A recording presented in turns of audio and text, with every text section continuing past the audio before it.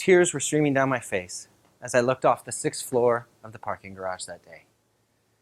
I was ready to jump to end the relentless barrage of negative thoughts that were in my head. I was a failure at business, a financial mess. The tech startup I tried to launch outside my day job was falling apart. I had owed hundreds of thousands of dollars to investors and creditors that I now couldn't pay back. I was being ripped apart with crushing guilt, shame, and stress. My co-department head had met me 2 mornings in a row now, and I reeked of alcohol. She ordered me to go home.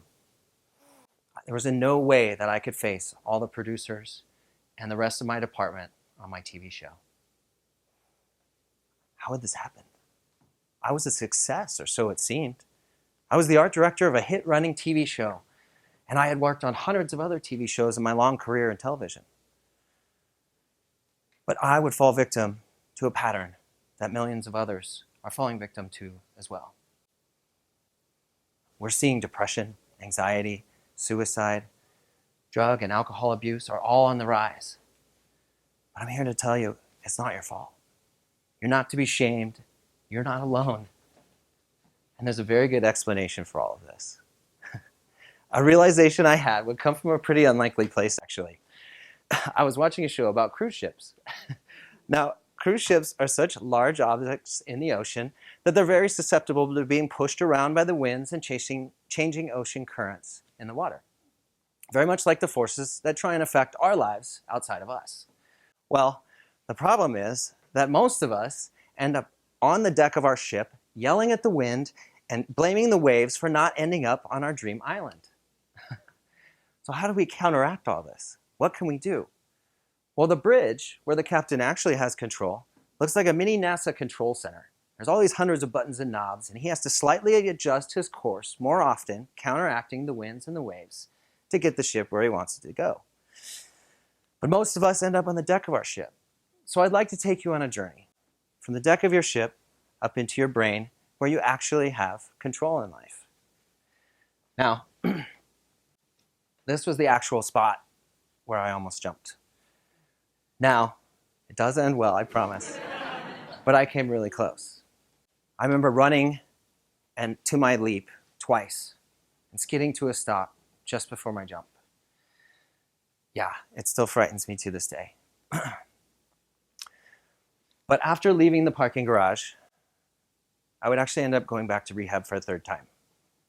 I had secretly been twice before, kept it a secret from everybody at work, and I was returning a 3rd time. Now, rehab was great. They woke me up to my thoughts, but I didn't quite know how to put this into practice. I didn't know how I could make changes in my life simply by observing my thoughts. So when I got out the 3rd time, I decided to try some experiments on myself. I was sort of a hobby neuroscientist. I'm a voracious problem solver, so I was trying to figure all this out. What did all this mean and how could I change it? I picked up a book that I had read years prior called Love Yourself Like Your Life Depends on It. Now, the author of the book had a tech crash that was very similar to mine, and so I very much connected with his story. Well, what he would have me do for the next month was tell myself I love myself all day, every day, and repeat it inside my head or out loud when I was in the car or in the shower. This was super foreign to me. Self-love wasn't even on the radar. I was way off the reservation, but I thought I'd give it a shot. But I wanted to give myself a fair shot, and I didn't want to let myself cheat myself out of this. So I decided I needed to hold myself accountable, and I vlogged about it. And I posted videos on the internet. I set up a website called mindfulof.love. I remember a friend of mine at the time saying, dude, you're going to tell yourself you love yourself all day, every day, and post videos about it on the internet? That's super vulnerable, bro. And that's what I did. I went full on vulnerable. So what did my life look like after this month of self-love? And what does this all pertain to neuroscience? Well, rather than explain it to you, I'm just going to show you what my 30-day video looked like. Up until today, I didn't realize the silence that I have, and that silence is amazing. This space is something that I've wanted for a long time. This came from surrender and from love. And this came from a new place that I don't know, of just letting go and being vulnerable and being honest with myself and with others. There's kind of an isness, a beautiful, beautiful isness that I've been feeling, and relaxation. And again, this is very new for me. I'm not used to this space, but I'm here, and it requires a lot less thought and a lot less energy.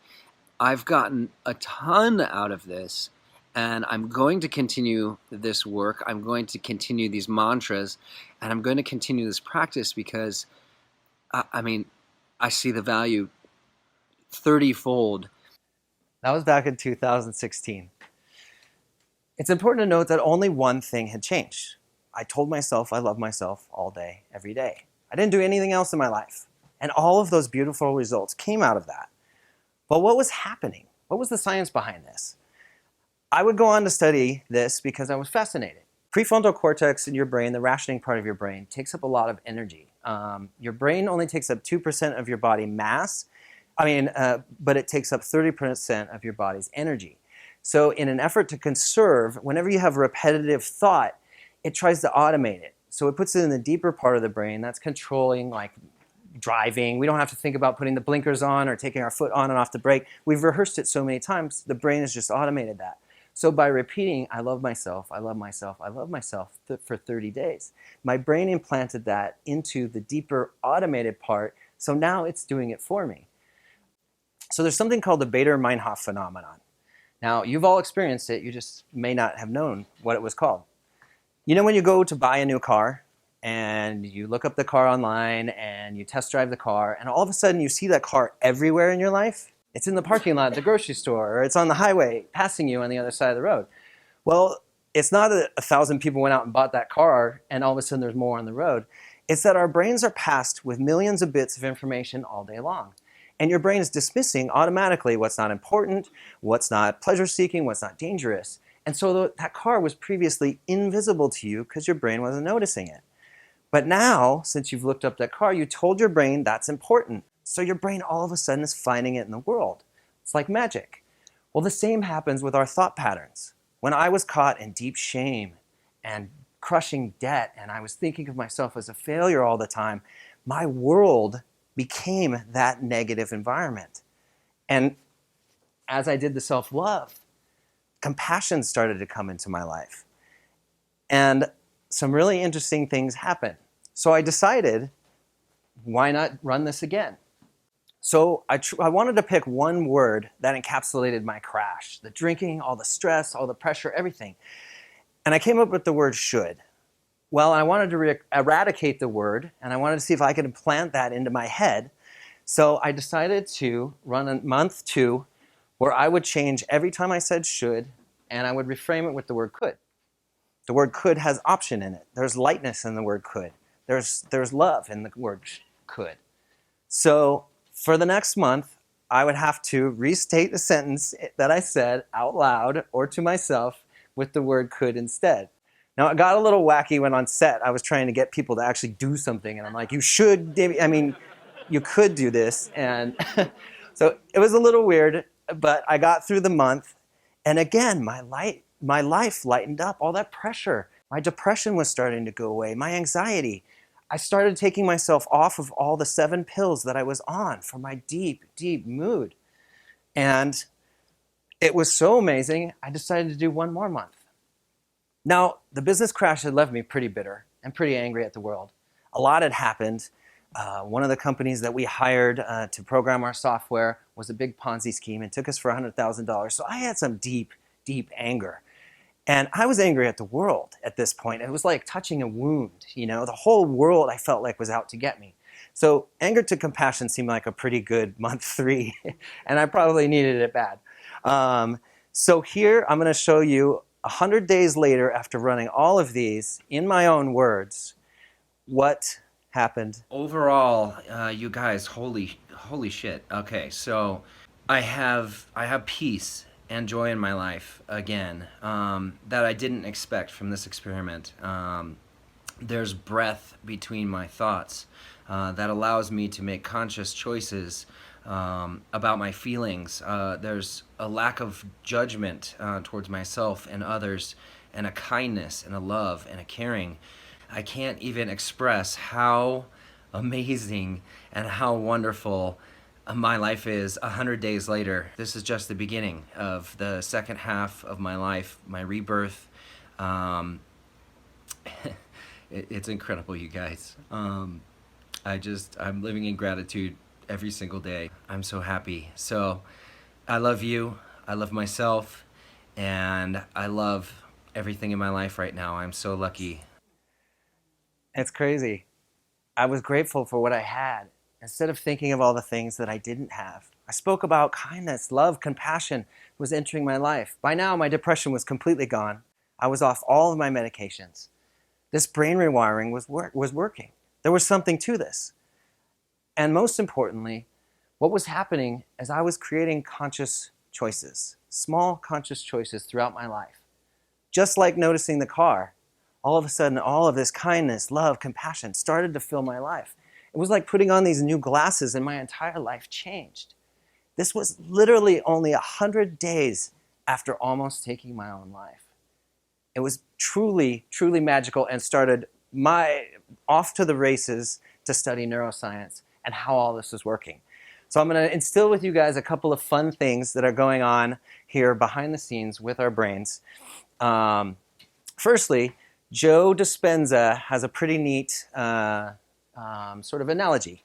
Thoughts and emotions are like each side of a coin. They're fused together. You can't have a thought without having an emotion. And this would explain why all those new thoughts that I filled my life with were creating all of these new results in my life. So it would also explain how I wasn't being affected by the winds and the waves outside of me anymore because I was consciously choosing. I was interjecting thought into my life. I was catching moments that I would be tempted to feel angry or tempted to, get mad at something or tempted to beat myself up like I was so used to doing all those years ahead. I was catching those moments and I was creating new thoughts, which were generating completely new emotions in my life. And this would continue. I would keep playing with this for the last 4 years. And it's been so much fun. And my life, it's important to, I think, to mention at this point as well, nothing in my life changed. I still had the crippling debt. I'm still paying it off to this day. And I still am renting a small room in an apartment so that I can put most of my money towards my debts. I lost the beautiful house in Burbank with a pool. When I seemingly had it all, I was my most miserable.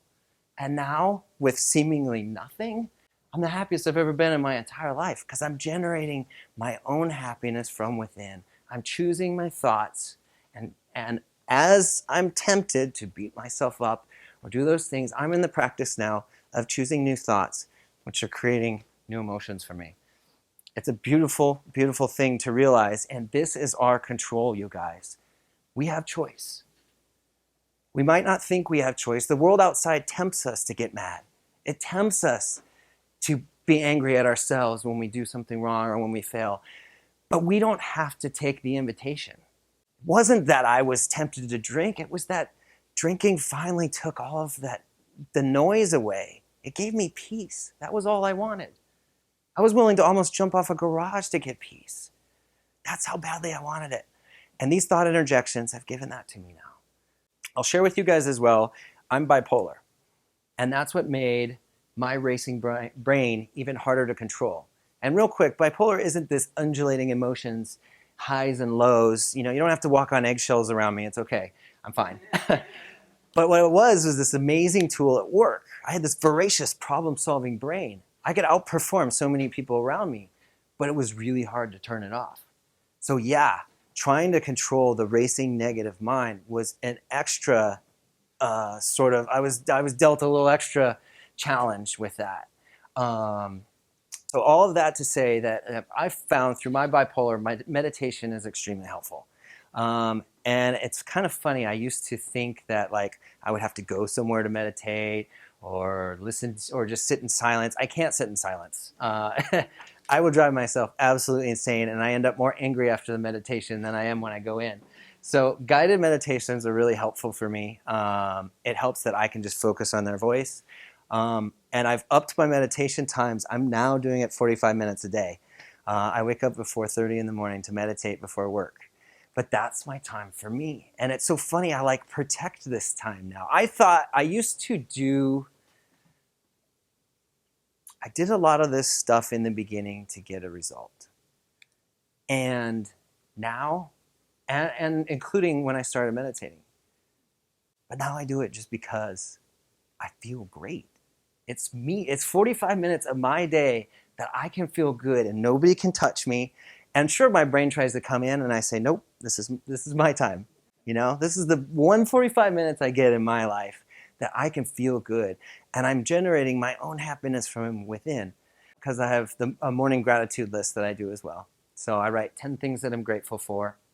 I do a positive I am statement. I am statements are very powerful to the world and to the universe, things that we're identifying with.